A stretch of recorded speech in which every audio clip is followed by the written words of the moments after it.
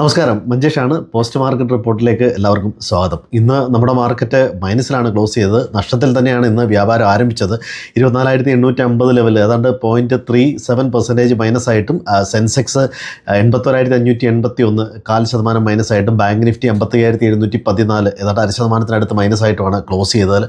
PSE mid ക്യാപ്പും small ക്യാപ്പും എല്ലാം 0.5% minus ആയിട്ടാണ് ഇന്ന് ക്ലോസ് ചെയ്തത്. പല കാരണങ്ങളുണ്ട്. എല്ലാവർക്കും അറിയാവുന്ന പോലെ തന്നെ ഇസ്രായേൽ ഇറാൻ സംഘർഷം കൂടുതൽ മൂർച്ഛിക്കുന്നു എന്നുള്ള രീതിയിലുള്ള റിപ്പോർട്ടുകളാണ് വരുന്നത്.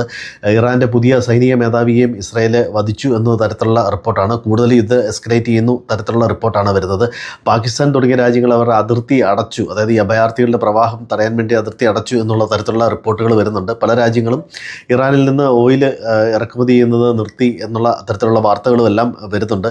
അതുകൂടാതെ തന്നെ ജൂണിൽ അവസാനിക്കുന്ന പാദത്തിലെ റിസൾട്ടുകൾ, അത് കമ്പനിയുടെ റിസൾട്ടുകൾ ഏകദേശം ഒറ്റയക്കത്തിൽ തന്നെ നിൽക്കും, അതായത് കാര്യമായ പോസിറ്റിവിറ്റി ഉണ്ടാവില്ല തരത്തിലുള്ള റിപ്പോർട്ടുകൾ വരുന്നുണ്ട്. പിന്നെ പ്രധാനമായിട്ടും പ്രോഫിറ്റ് ഉള്ള കമ്പനികളിൽ നിന്നൊക്കെ അല്പം പ്രോഫിറ്റ് ബുക്ക് ചെയ്യുന്നതും നന്നായിരിക്കും.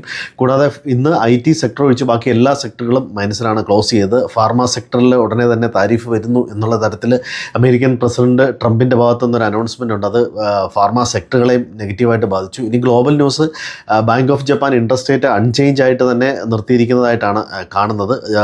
അപ്പോൾ യുദ്ധവുമായി ബന്ധപ്പെട്ട അൺസർട്ടനിറ്റി മാർക്കറ്റിലുണ്ട്. ഏഷ്യൻ മാർക്കറ്റുകളും എല്ലാം മിക്സഡായിട്ടാണ് ക്ലോസ് ചെയ്തത്. യൂറോപ്യൻ വിപണികളും മൈനസിലാണ് ക്ലോസ് ചെയ്തത്. ഇന്ന് US നിന്ന് റീറ്റെയിൽ സെയിൽസ് ഡേറ്റയും ഇൻഡസ്ട്രിയൽ പ്രൊഡക്ഷൻ ഡേറ്റയും വരുന്നു. എങ്കിൽ തന്നെ മാർക്കറ്റിൻ്റെ ട്രെൻഡ് തീരുമാനിക്കുന്ന യുദ്ധവുമായിട്ടുള്ള ബാക്കിയുള്ള വാർത്തകളാണ്.